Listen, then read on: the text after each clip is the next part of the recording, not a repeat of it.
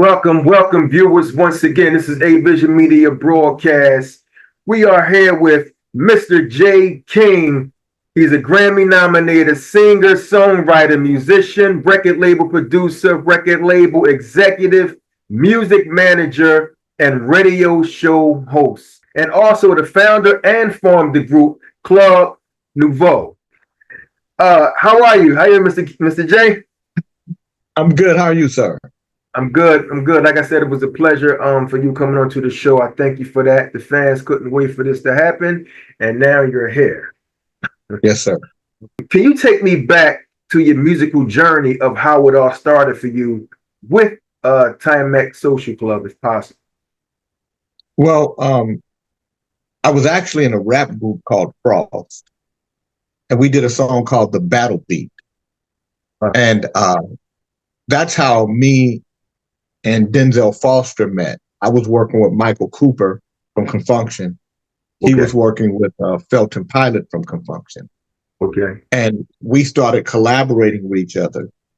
And the record that we did called The Battle Beat, he brought in his friend Thomas McElroy. Okay. And so that's how me, Denny, and Tommy started working together. And the record didn't do too much. But in the midst of it all, I wanted to do more music myself. So I created the independent label, J Records. Okay. And a guy named Daryl Thompson, he had a brother named Marcus Thompson, and they had this song, Rumors, that they wanted to get produced. Yeah. And so that's how I started working with the Timex Social Club. I produced their record. And so I went to the studio, I paid for the studio, and then Denny played a keyboard, one part on the record. Most of it was done with Alex Hill, who was a member of Timex Social Club. And and Tommy just came to the session. And so that's where me, Denny, and Tommy, that's where our partnership started. And that's where my first production started, was Rumors. And I don't think they liked the record when I was done with it. I don't think they liked what I did with the record. Mm-hmm. They thought I changed the record. But I think they were just used to hearing the demo for so long. To hear a record with a full-blown production, it took them some time to get used to. And that's the record that started my career and went to number one on the R&B charts and top 10 on the pop charts. It's done strictly independent. Wow, you mentioned Rumors, the song Rumors. So you never sung, you just did the production. You didn't sing on it, right? No, Timex Social Club. I was just a producer. Yeah. And a songwriter. So I didn't start singing on records until the Club Nouveau records, because all of the music that we were preparing for the Timex Social Club, they went and signed a deal with someone else behind our back. Wow. And so all the music that we had for them, we started reforming it for ourselves and writing parts and stuff. And then we wrote Jealousy in the motif of Rumors to give that connection for the general public, so they could say, oh, okay, these are the guys that did Rumors, because they the correlation between the two. Jealousy was a response to Rumors, or Rumors was a response to Jealousy? Jealousy was a response to Rumors. Wow. You know what's funny? When R&B bands or groups, it's like you're having beef. You never really thought that an R&B band, Timex Social Club, and Club Nouveau would have a beef. But nothing had happened like that yet. There was this thing called Radioscope with Lee Bailey, and he really fanned the flames of that. Up to that point, no band hadn't done that before. But, we were the first of the new school and the last of the old school, meaning we came up on old school productions, old school music with the 70s, and coming into the 80s. And then we, and so we started using drum machines and synthesizers, things that didn't exist in the music business up until that point. Everything was done pretty much live. Bass was played by a bass player, guitar was played by a guitar player, drums were played by a drummer.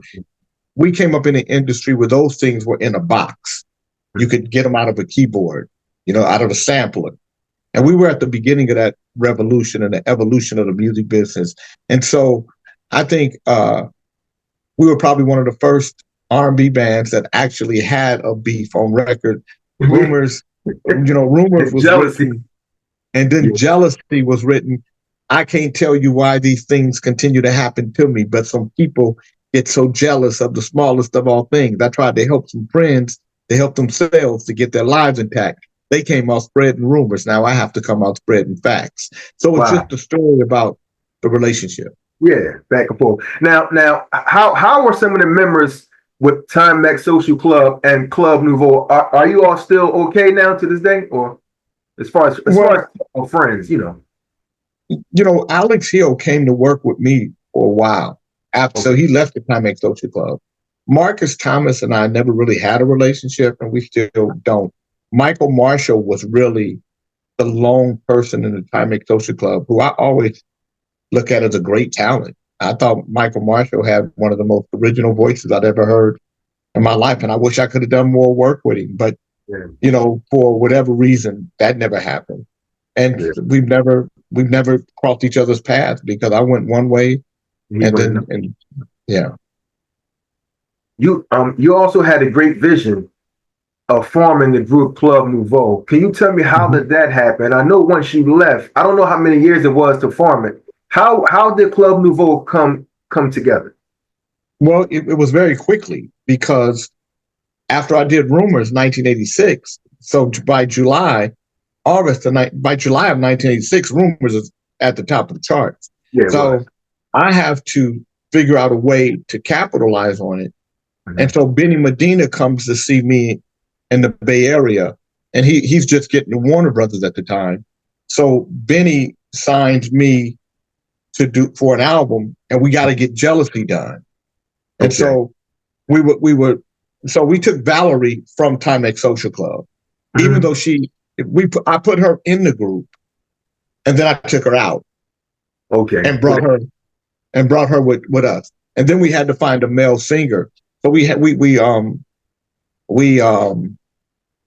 auditioned some guys, and none of them worked. And then Denny said, "There's a guy I played basketball with at Pinole High. He's a little younger than me." Because Samuel was only 19 at the time.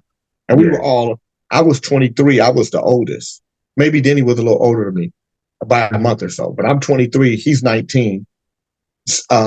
And Val and Thomas are 21 and 22. So we're all close in age, but he's the baby. We take him. He comes in the studio. From the first note he sang, I said, "That's the voice." And so that's how we started it. And so it was me, Denny, Tommy, and then Val and Sam. And then eventually Dave Agent became the sixth member. Wow. Now, when I hear I don't want to say the name wrong. Tirzah Hubbard, right? Tirzah Hubbard. Now, she's the female of the group, Yes, she took Val. So Val was with us. Val was with me until 2021. And then Tirzah came over, and from 22, 23, and 24, she's been. And the last recording was Tirzah. She's the second female that's been in Club Nouveau as a singer. Val was the sole single female, but I've had 5 or 6 male vocalists that I've switched back and forth between. Okay. Yeah, because I know once a female come into a group with two males, 2 men, do you think that she have to work a little harder, because she's the only female of the group? Even Val, when Val was there, did they have to work harder than you guys? I mean, just to stand out? No, I think Val just stood out because it's who she was. She was, okay. She was just Val had a unique voice, her own sound, her own style, and she was just like a dynamo in the studio and on stage. Tirzah is is she's got a different voice than Val, but they have the same type of uniqueness to their voice, which and she has her own style. And I think Tirzah over time developed her style in the group, but the lady is always the star of the show for me. So, I like the woman to be the star of the show. And then the male vocalist, I like him to be stronger than me. So he has to be the voice of the show. That's good. And then I'm the rhythm of the show. I keep the show in time and in rhythm. And if everybody does their part, then we have a great show.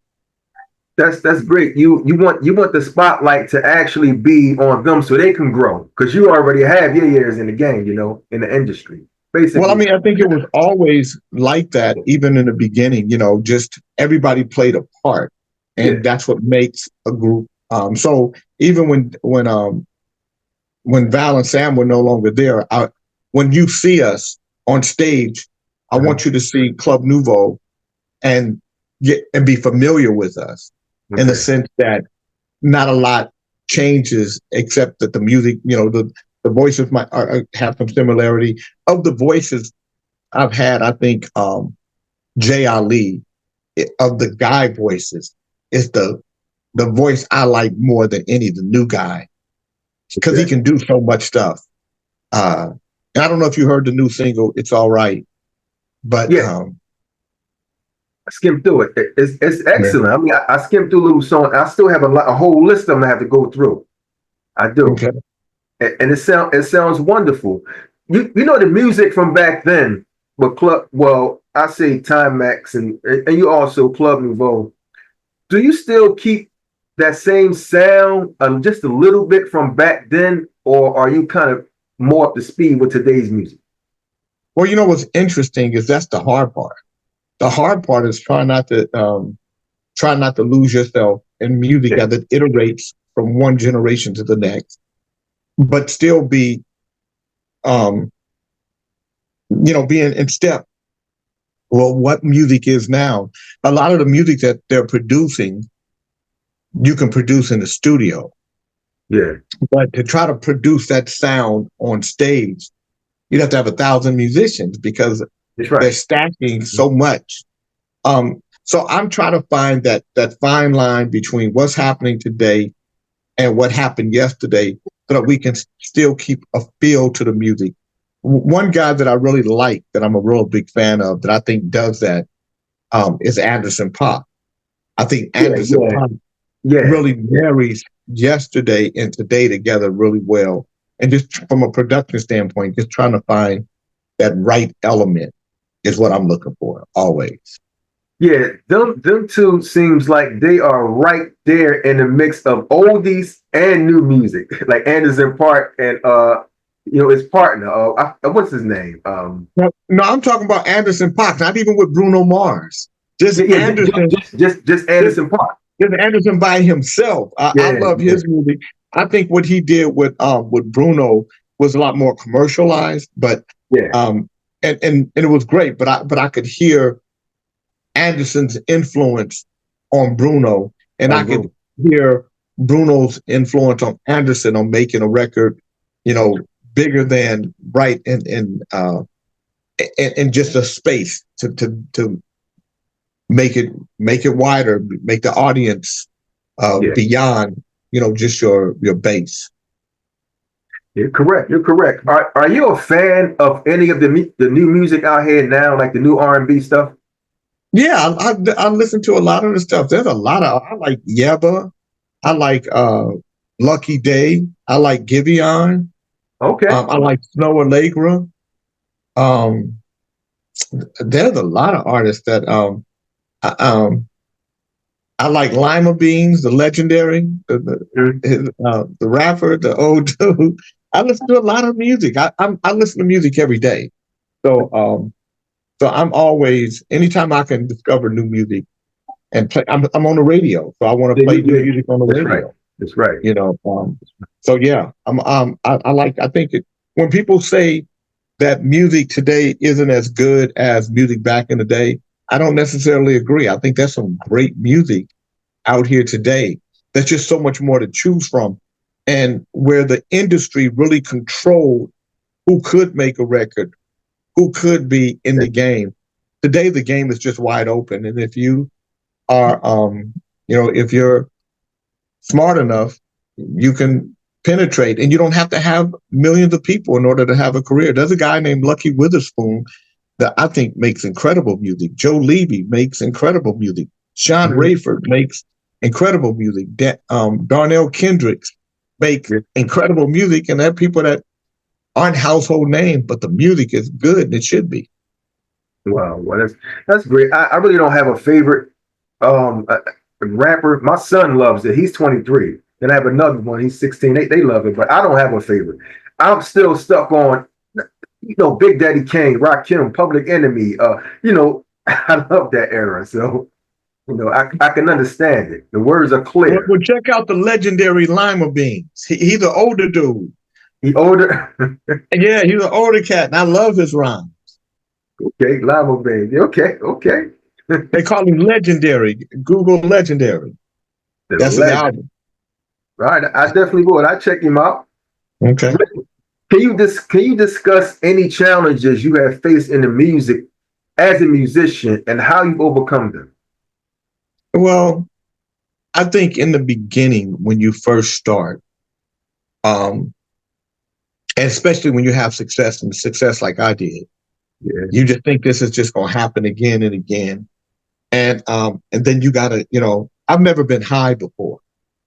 I've never drank, never smoked, never done drugs, none of that stuff. So I can't blame anything that happened in my career on that. But I've been successful. So having an ego could be as devastating as being high. Yeah. So one of the challenges is maintaining your person. And when people tell you you're the greatest, then you're the one, and I remember my mom said to me, you walking around here like you better than everybody. If what you do make you who you are, then you ain't shit. And I was 27 years old. Wow. And it was like one of the grounding moments in my life that made me recalibrate. And, my first record, I'm 23, and now I'm 27. And my mom telling me I'm walking around here with my ass on my shoulders like I don't stink. Yeah. And she checked me. And so for me, that was the challenge. And that was one of the things that I had to work on, was not getting caught up in this game, not making this thing define me. And I see a lot of entertainers that want to have hit careers, and then they get it. And then when people ask them for autographs or want to take pictures, they tell them no. That's right. And they treat them like crap. That's why people know me. People, if they see me out, if they see us at a show, and if 100 people want my autograph and want me to take a picture, I'm going to take 100 pictures. If it's 1,000, I'm going to take 1,000 of them, because that is my job. Right. Yeah. And so, I would tell musicians, especially those coming up today, the challenge is maintaining yourself, maintaining your humility, your humanity, and being thankful that you get to do what you love as a living. Not everybody gets that. Right. Wow. That's well said. That is. It's a shame how people do change up. They switch up on you. Some people, they really forgot how they started. People needed help in the beginning of their career. And when you climb that ladder and reach the top, it's like you don't care about nothing anymore. Some of them, not everybody, just some of them. I ran across people like that also, in my time, Yeah. But can we just go back to the former group, Timex Social Club? Did you feel like the pressure was on you as far as like speaking engagements and doing interviews? Did you have to take over that area, because a lot of them they didn't know how to do interviews, but you did. You conduct them better. Did you have to go through that with the group? Well, yeah, I was the leader of the group of Club Nouveau. Timex Social Club, before it even started good, it was imploding. So but for Club Nouveau, I was the spokesperson. I was the leader. and I was going to be the person who did the interviews, and it's just the way it was. Okay. Okay. There's nothing wrong with that, you know, at all. Well, you know what? I'm gonna tell you, I learned from different groups that if you're the leader, you have to be the leader all the time. I'm not going to name the group, but there was a group that I was really close to, from the 70s, and they would vote on members. They would vote on who was the president. It was 7 members. So if 4 people or if 3 people in that person voted for himself, Wow. they would be the president for that year. And so every year they would vote different presidents, and they would, and of the 7 guys, 2 guys were the 2 main songwriters. So the other 5 guys would get together and vote for their songs, so that they could have songs. And what they did was they diluted the greatness of their album, because the 2 chief songwriters, instead of them having the majority of the songs, they'd only have 2 or 3 instead of 6 or 7. And they destroyed the group. And the group had 4 or 5 gold albums in a row. And then they started voting on whose songs, and some of the songs were just not good, but their songs made the album and it made the group sing. And I said I would never, there would only be one leader in my group, and that would be me. And that's, I just think that there you have to have some control, especially, in this business. Somebody's got to be in control, and then you got to maintain the ship. Yeah. Have you all did an interview together? Have you ever did an interview with Jay and Miss Hubbard? Yeah. So the reason why is in person when we're all together, but when we have to do these types of interviews because they're happening over Zoom, and Tirzah's a new mom, so she just had her first child. And her baby is new, 3 or 4 months old. So, so she deals with that stuff. Jay has his own little studio, so he records during the day, recording other artists. So he's got his own studio, his own little film lab, so people come in there and shoot videos and stuff like that.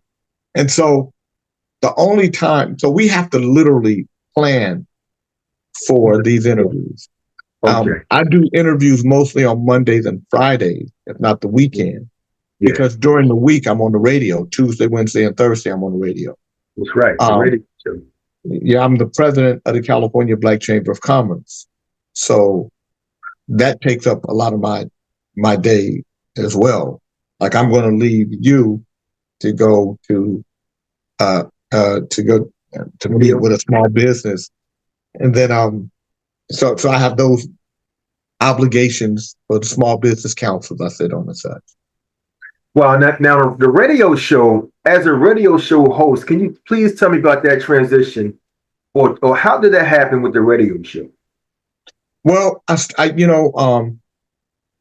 started doing online radio. I just wanted to be on the radio, and I didn't know how to do it. And I had a lady who worked with me. Her name was Joan Adrian, and I said, Joan, I want to be on the radio.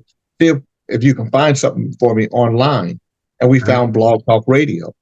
So I used to do a show called The Way I See It on Sundays, and it was just a show of different silliness and craziness. And then I did a couple of shows on the music business, and and musicians from everywhere started coming in.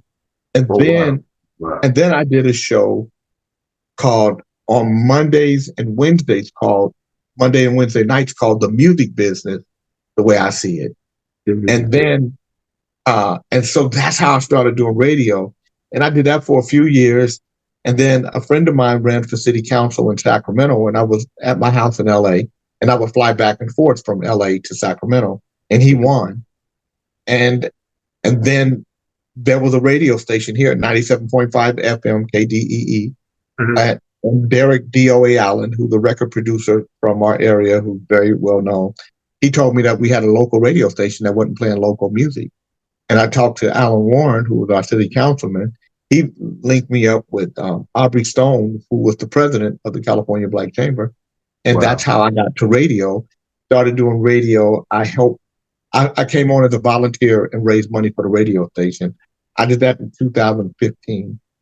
3 years later, Aubrey Stone passed away in 2018. In 2019, I became the president of the California Black Chamber, but I continued to do radio. So that's how I started radio. Okay. But I still continue to do my morning radio show on my own online network. Okay. Separate. Yeah. jkingnetwork.com.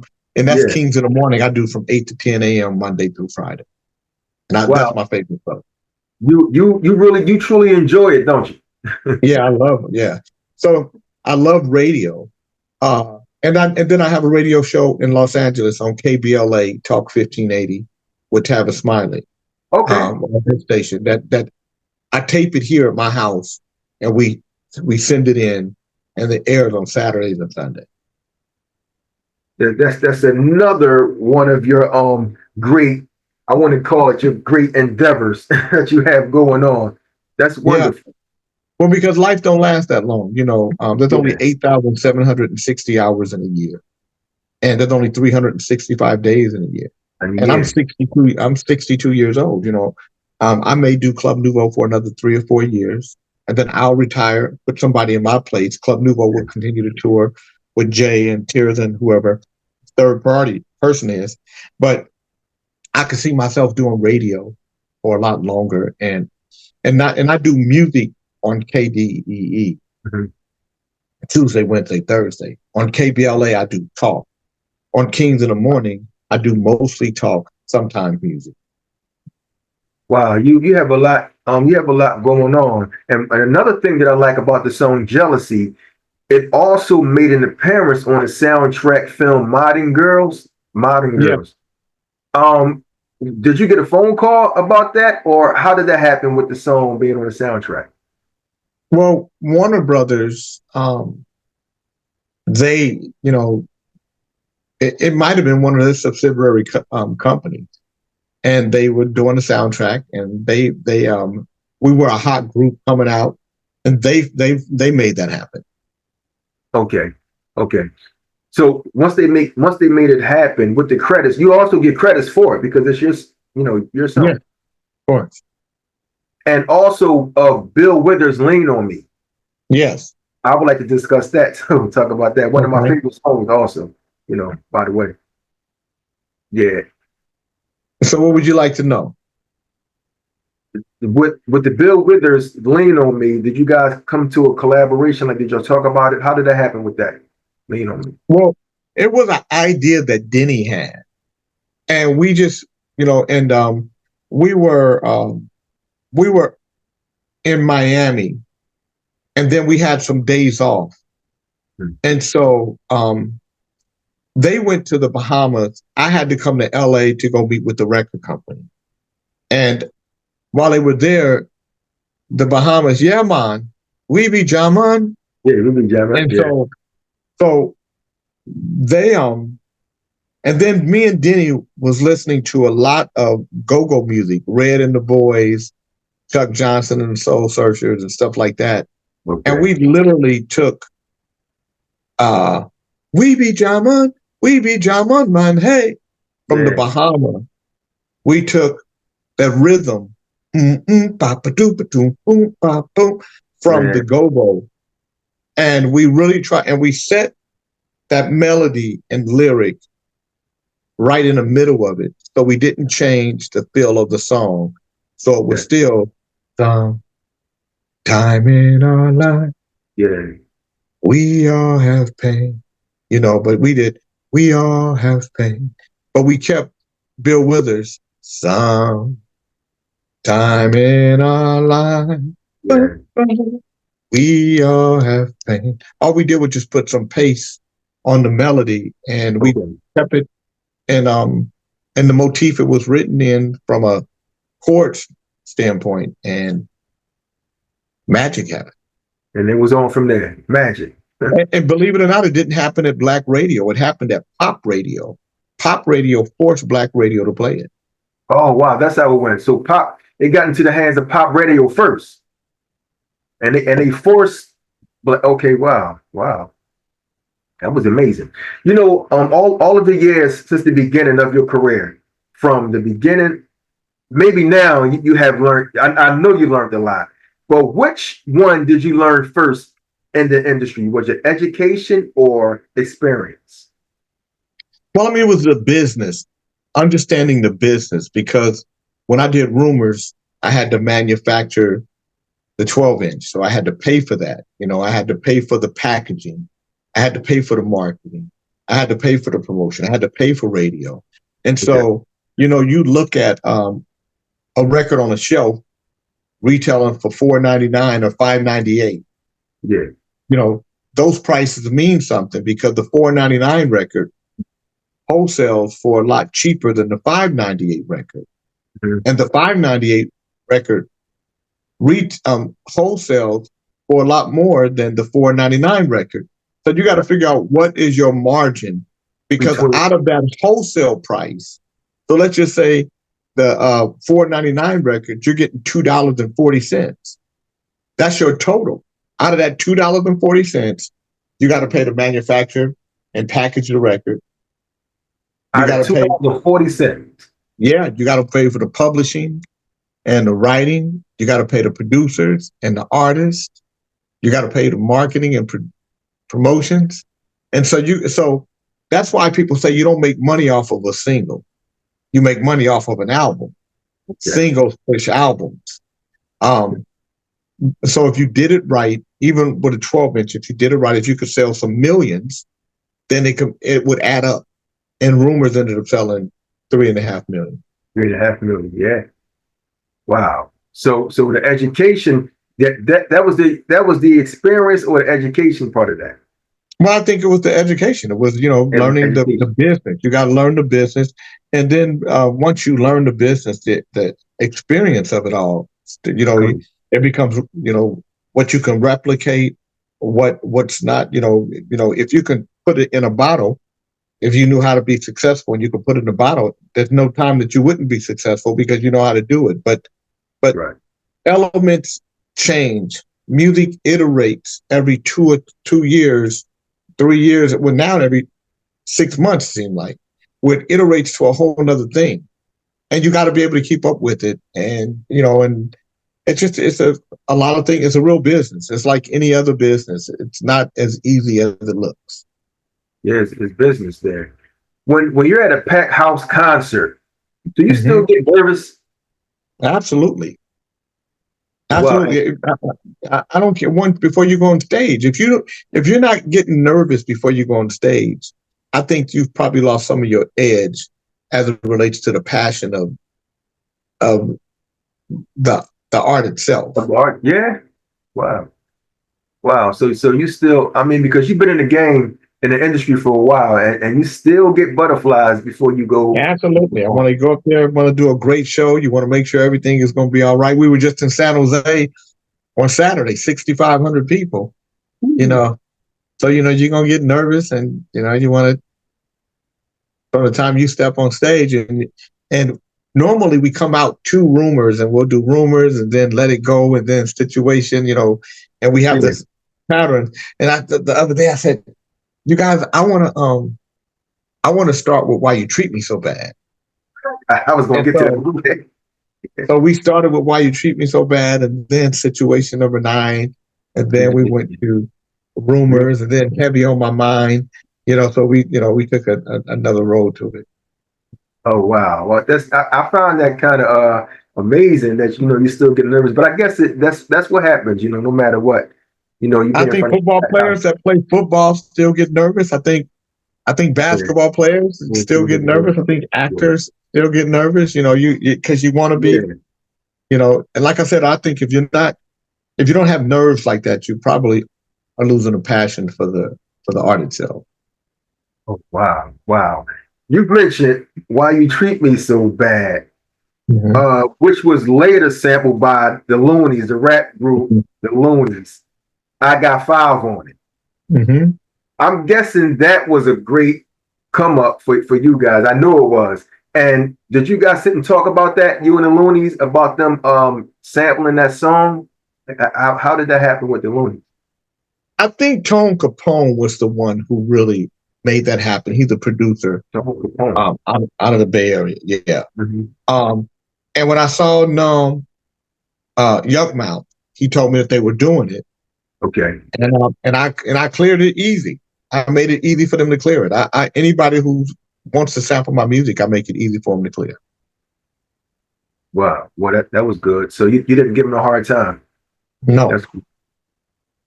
That's good. Previous, I'm gonna talk about the albums. Life, Love, and Pain, which was 1986. Listen to the Message, which was 1988. Under Nouveau Groove, 1989. Out of all of these albums, and there's a lot more, which album was the most challenging to write?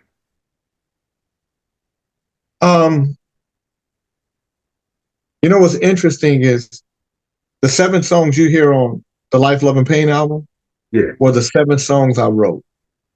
The 8 songs you hear on the Listen to the Message album are the 8 or 9 songs that I wrote. I never wrote more than the songs that you hear.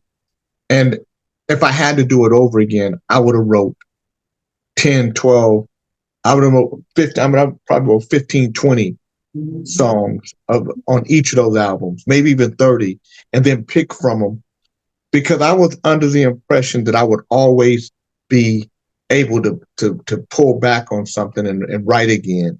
And the older you get, the more you realize, man, I had some great ideas. I wish I would have put them down. Because you lose them. So the challenge now is trying to be original and creative, so yeah. Original and creative. Yeah. Okay. That was well said also, because you guys, you have a whole catalog. I mean, albums for days, singles, you have it all. And I just wanted to also know, due to the fact that you have been in the industry for years, what do you think is the biggest misconception about you? I don't know. I don't know. I don't think about the business in that respect. I don't know if people even think about me. I think I think the business, you got young people here that are in the business. I'm not the it guy anymore. That was in the night. That's 86, 87, 88, 89, 90. Those are my years. I think people in the industry know that I really uplifted the independent process. I did Rodney O's F New York album, which you don't hear me though, on Hump for the Boulevard. I did the 69 Boys Tootsie Roll. Wow. I didn't know that. Okay. I did Domino's Ghetto Jam. Jam. Okay, yeah. Yeah, because I managed independent labels. I helped start independent labels to get them started. The Mac Dre, the Ray Love, Young Lay, Mac Mall, Young Black Brothers. I was all in that stuff. Gary Taylor, who was the first smooth jazz guy to sell 100,000 albums independently. That was me. I was there.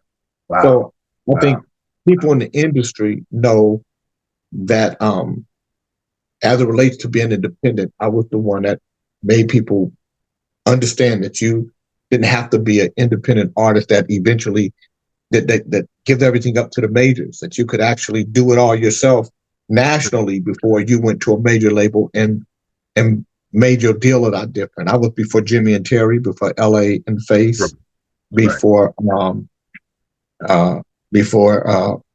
Harrell and Teddy Riley, before Leor and Russell.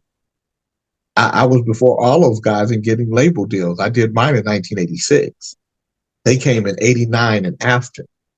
But I was the blueprint for all those types of deals to happen. With King J Records and my deal with Warner Brothers, I had a deal with Warner Brothers, EMI, and BMG all at the same time. Wow. All in one time. Wow. Yep. Brian Morgan came from me. Brian Morgan, who produced all the SWV stuff. Yeah. Okay. Wow. Wow.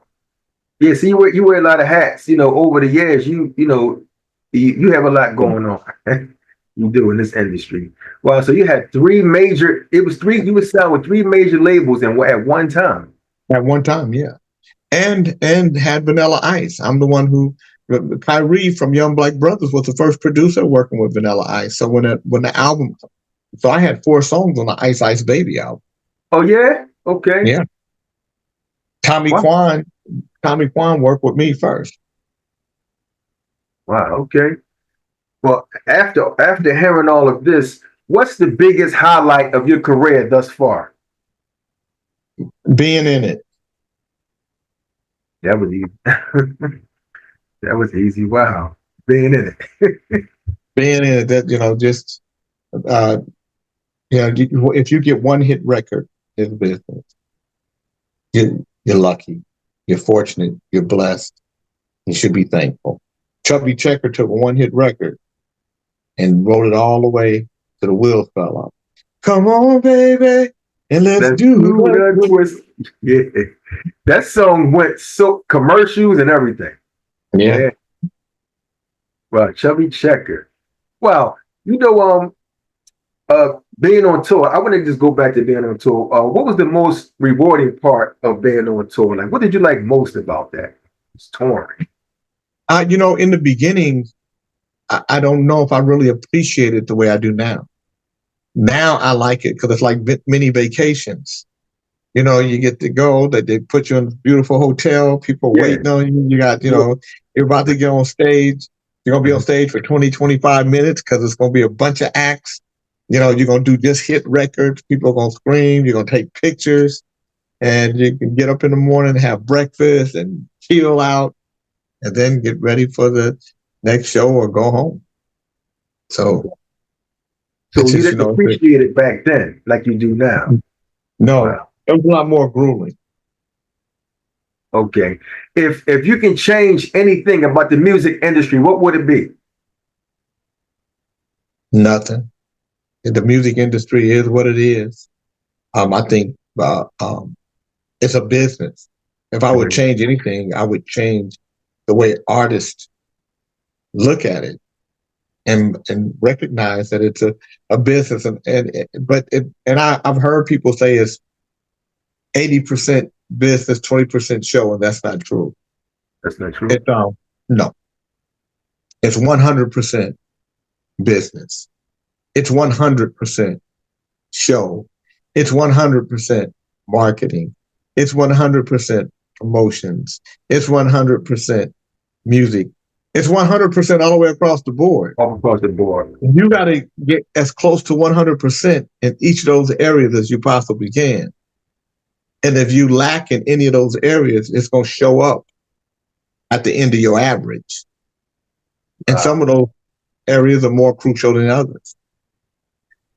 Wow, that's true. That's true. It's 100% all the way across the board. There's no easy. Wow, when you listen to songs like Rumors, Why You Treat Me So Bad, Situation Number 9, how do you describe the music that you typically create?